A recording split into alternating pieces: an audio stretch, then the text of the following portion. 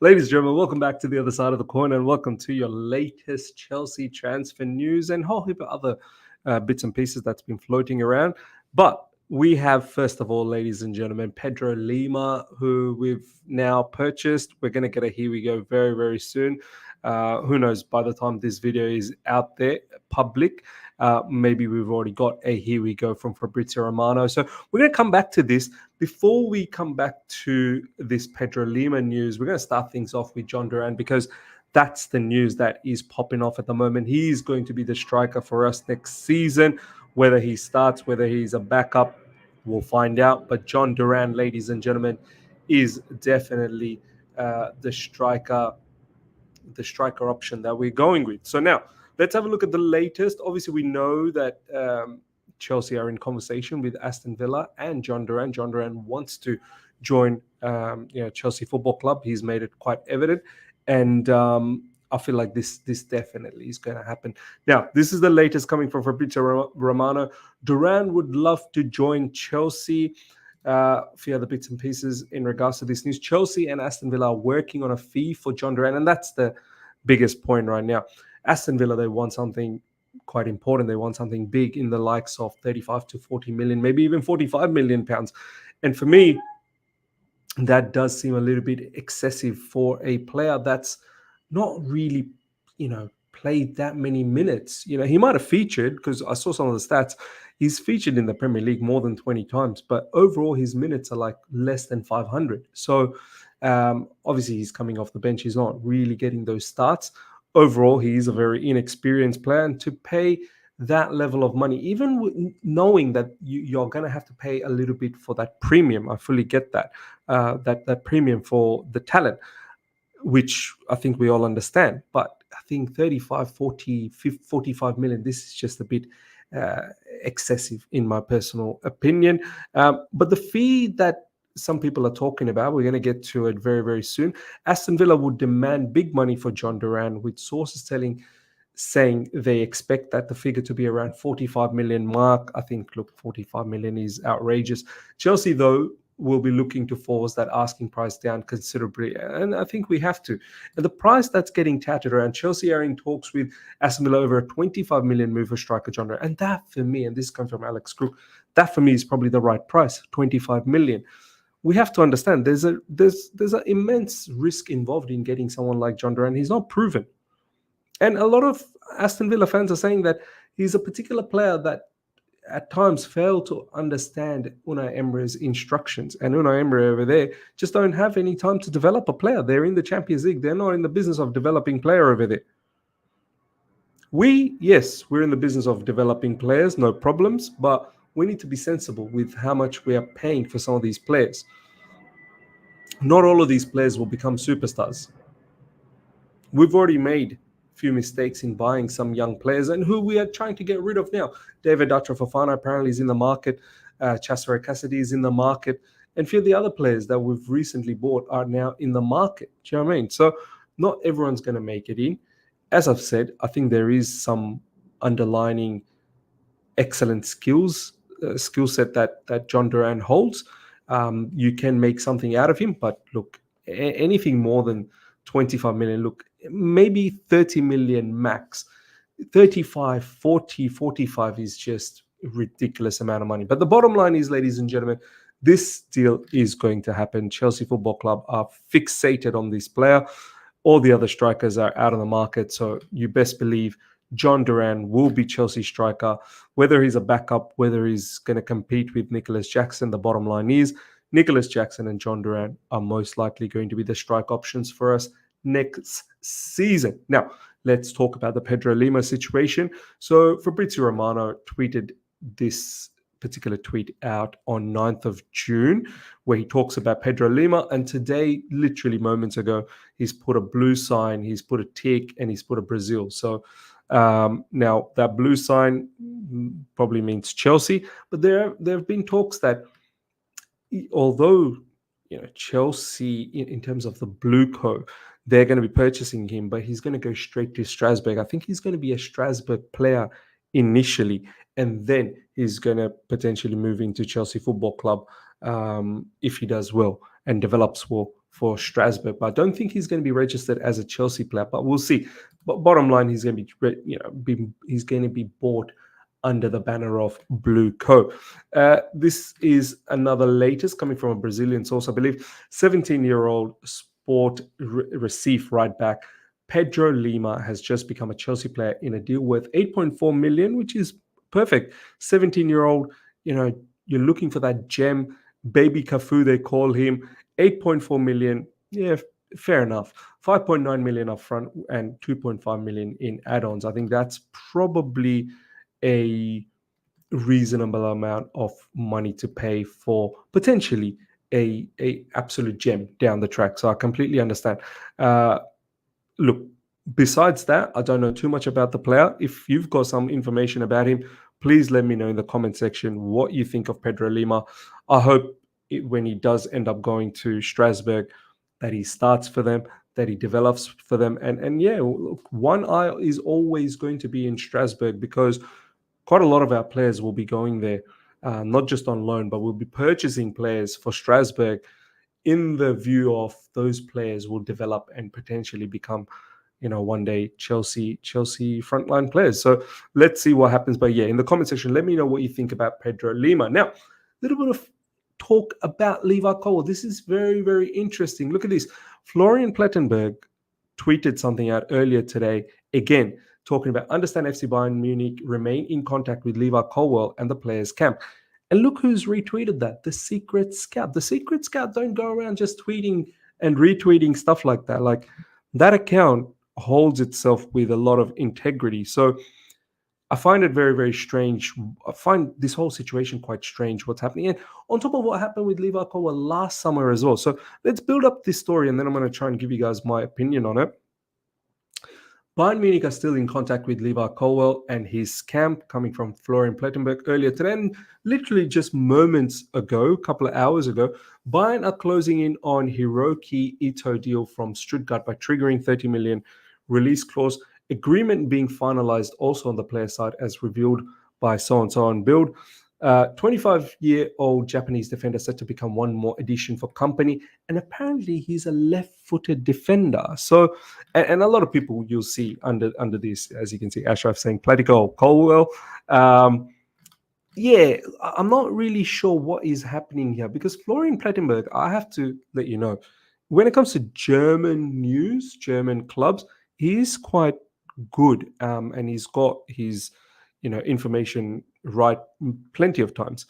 But Bayern Munich going out there getting a left-footed defender, which is what Levi Colwill is, makes this whole situation quite strange. Now, the thing that I want to talk about in regards to Levi Colwill, now, a lot of people defending Levi Colwill, which is fine. Look, I don't think he's going to get sold. I don't think Chelsea are entertaining a sell here. But I feel like just like last summer, either it's Levi Colwill, and I don't know if it's really Levi Colwill or not, but it's his agent who is entertaining these conversations. It has to be. People like Florian Plettenberg don't just get this information out of thin air. Where there is a little bit of smoke, there has to be a little bit of fire. So someone from Bayern Munich's end must have reached Levi Colwill's camp. Maybe Levi Colwill doesn't even know, and they've entertained a conversation, 100%. As I said, last summer, Levi Colwill, there was rumors with Liverpool, there was rumors with, obviously, Brighton. And a lot of people get upset that, why is Levi Colwill getting attacked? It's not him. He's not the one. He's said it many times. He wants to stay at Chelsea Football Club. He wants to be a legend. No problem, Spin. Levi Colwill then needs to talk to his agent and just go, mate, look, I'm fine where I am. Just stay shut. Somewhere along the way, something's not right here. Someone is entertaining a conversation. We have to understand this. And it's Levi Colwill's agent who definitely must be entertaining some level of conversation. And I feel like in these instances, and where we've seen previously with other players, they're coming out and saying, no, I'm not going anywhere. I'm staying at Chelsea Football Club, this, that, the other. I feel like Levi Colwill, if he's not game enough to do that publicly, at least should do it behind doors to tell his agent that, look, mate, I'm actually quite fine at Chelsea Football Club right now. Don't do all of these talks because they go public and then Levi Colwill ends up getting a bad reputation out of it. So look, I'm just going to keep it at that. I think somewhere someone is entertaining a conversation. And if Levi Colwill is so set on staying at Chelsea Football Club, he should just let his agent know that stop all of this. And on top of that, I think Levi Colwill has got a lot to prove at Chelsea Football Club as well. So he needs to focus on how he can maintain to be a top defender at Chelsea and ensure that he is one of the starters under Maresca. Nothing is absolutely set in stones at the moment. Now, next up, ladies and gentlemen, there has been a change in the noise around the Conor Gallagher situation. The possibility of a reversal has been strengthened by unexpected predictions from within Chelsea. Chelsea are open to securing his future if there is a resumption of talks over a contract extension. This is coming from Guardian. Just to let you know, this is coming from Jacob Steinberg, who has got a lot of things wrong in recent times. Jacob Steinberg was one of the very first people to come out and say Erik ten Hag was getting sacked literally a couple of weeks ago. As soon as the FA Cup match was over, a couple of days after that, Florian Plettenberg came out and said, Mr. Erik ten Hag is going to leave. We saw recently all of the other hoo-ha in regards to Florian Plettenberg. Jacob Steinberg. And as I said, there's few things he's got it wrong. Now, he's coming out and saying that there could be a reversal. Conor Gallagher may stay. Chelsea may give him a contract extension. And look, all of that could still happen. But I reckon if it does happen, it's more the sense that Chelsea don't want to lose this guy on a free. They want to give him a contract extension to secure his value because eventually enough, they want to get rid of him. They do want to get rid of him. Now, does Conor Gallagher fall for that contract extension? And this is where Conor Gallagher, I'm sure, will play it smart. He'll make sure that the contract extension, if there is one, is completely on his terms, on Conor Gallagher's terms. At the moment, a lot of power is on Conor Gallagher. There's only 1 year left in his contract. He could potentially just see it out. But the risk is you're most likely not going to play for the entire season. What does it mean for you from an international scenes point of view? Maybe it may mean something, maybe not. Maybe his value in the international scene is far greater, regardless of whether he plays or not. Maybe it won't dent his situation with the international team. And the bottom line is he's got a lot of power in his contract. He can just see out his contract and get a free transfer to anywhere he wants.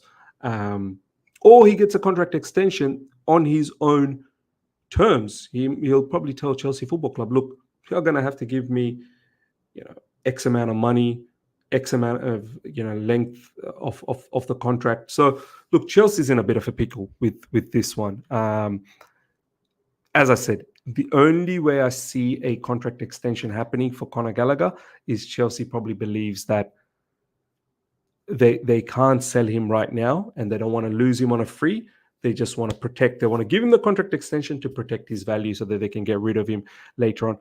I am 100% in the belief that under Enzo Maresca, I don't think Gallagher is going to be a fit man.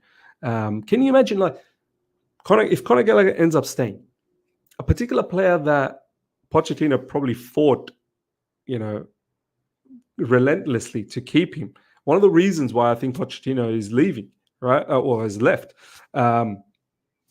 is because of not being able to keep Conor Gallagher. Imagine Chelsea end up keeping him, and it'll be interesting what happens with Maresca. Is Maresca going to get forced to play Conor Gallagher?